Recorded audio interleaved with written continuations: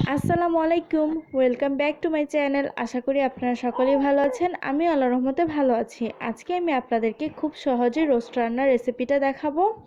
ভিডিওটি না টেনে সম্পূর্ণ দেখতে থাকুন। চ্যানেলে নতুন হয়ে থাকলে চ্যানেলটি সাবস্ক্রাইব করতে ভুলবেন না।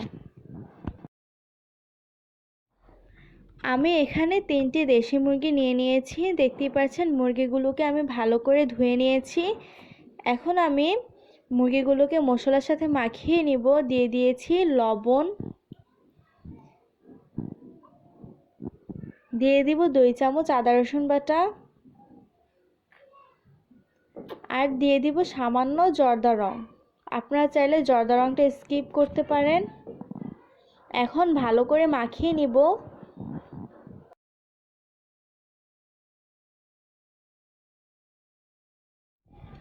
মশলার সাথে আমার মুরগির মাংসগুলোকে মাখিয়ে নেওয়া হয়ে গিয়েছে। এখন আমি মাংসগুলোকে ভেজে নিব। একটি হাঁড়ি বসিয়ে দিয়েছি, হাঁড়িটি গরম হওয়া পর্যন্ত অপেক্ষা করব।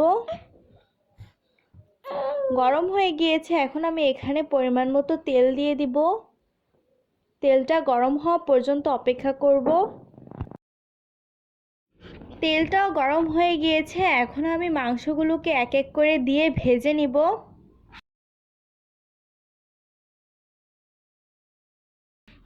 এই পর্যায়ে আমি সমস্ত রোস্টগুলোকে ভেজে নিব, দেখতে থাকুন।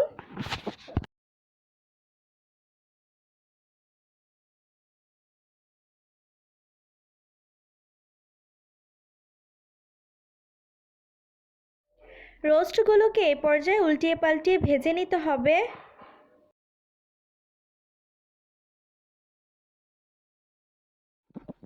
আমি এক এক করে সবগুলো রোস্ট ভেজে নিয়েছি, দেখতেই পাচ্ছেন। এখন আমি মেন রান্নায় চলে যাব। একটি হাঁড়ি বসিয়ে দিয়েছি, হাঁড়িটি গরম হওয়া পর্যন্ত অপেক্ষা করব।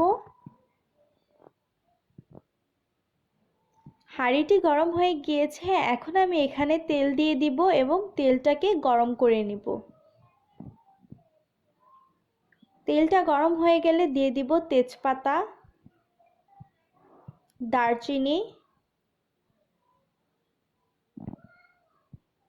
হালকা একটু নেড়ে নিব। এখন এখানে 3 থেকে 4 চামচ আদা রসুন বাটা দিয়ে দিব। আদা রসুন বাটা দেওয়া হয়ে গিয়েছে, আমি এখন ভালো করে নেড়ে নিব।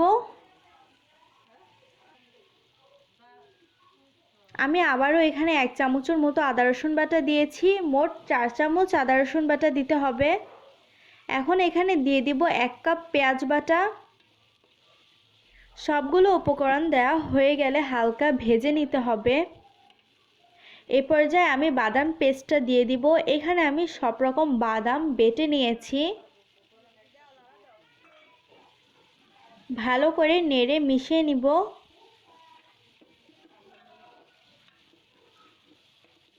এখন এখানে দিয়ে দিব লবণ। আমি এখানে 1.5 চামচ লবণ দিয়েছি, আপনারা আপনাদের স্বাদ অনুযায়ী দিয়ে নেবেন। ভালো করে নেড়ে নিব আবারও। দেখুন আমি সবগুলো উপকরণ খুব ভালো করে নেড়ে মিশিয়ে নিয়েছি। এখন আমি এখানে 5 থেকে 6টা কাঁচামরিচ ফেড়ে দিয়ে দিব এবং নেড়ে মিশিয়ে নিব।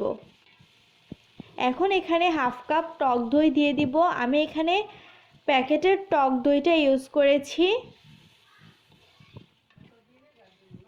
টক দইটা দিয়ে দেওয়ার পর ভালো করে সব উপকরণের সাথে মিশিয়ে নিতে হবে।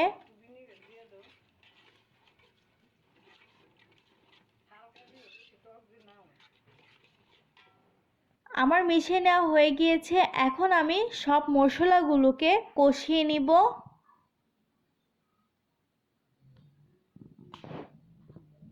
5 থেকে 10 মিনিটের মতো মশলাগুলোকে কষিয়ে নিতে হবে। আমি আবারও একটু নেড়ে নিচ্ছি।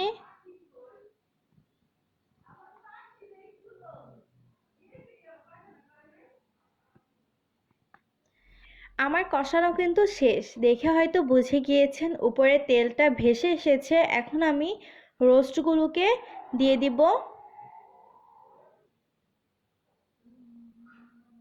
এখানে আমি এক এক করে সবগুলো রোস্ট দিয়ে দিব।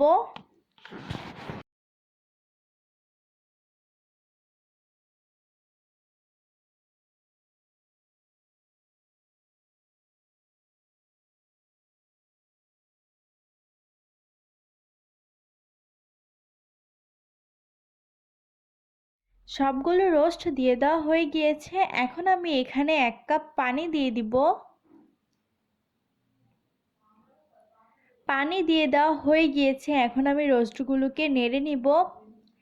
একাধারে কিন্তু রোস্টগুলো নাড়া যাবে না, একাধারে নাড়লে রোস্টগুলো ভেঙে যাবে।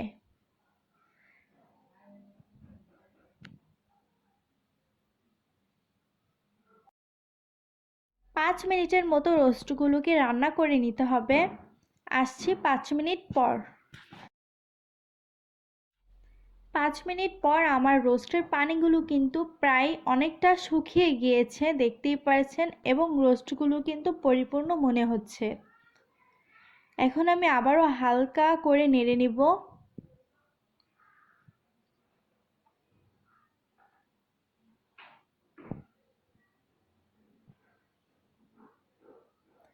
এবং 2 থেকে 3 মিনিটের জন্য আবারও রান্না করে নেব।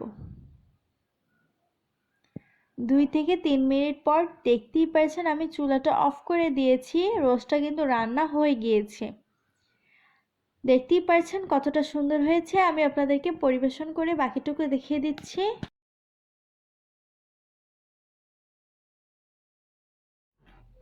দেখতেই পাচ্ছেন আমার রোস্ট রান্না করা কিন্তু শেষ। কতটা সুন্দর হয়েছে, খেতেও কিন্তু অনেক মজা হয়েছে। বাসায় যদি ট্রাই করে থাকেন অবশ্যই আমাকে কমেন্ট করতে ভুলবেন না। আমার ভিডিওটি যদি আপনাদের কাছে ভালো লেগে থাকে ভিডিওতে একটি লাইক দিয়ে দিবেন এবং কমেন্ট করে জানাবেন আমার রান্না আপনাদের কাছে কেমন লেগেছে। পরবর্তীতে কী ধরনের রেসিপি দেখতে চান অবশ্যই কমেন্ট করে জানাবেন। আমার চ্যানেলে নতুন হয়ে থাকলে চ্যানেলটি সাবস্ক্রাইব করতে ভুলবেন না। আজকে এই পর্যন্তই, দেখা হবে অন্য কোনো রেসিপি নিয়ে। সেই পর্যন্ত ভালো থাকবেন, সুস্থ থাকবেন। আল্লাহ হাফেজ।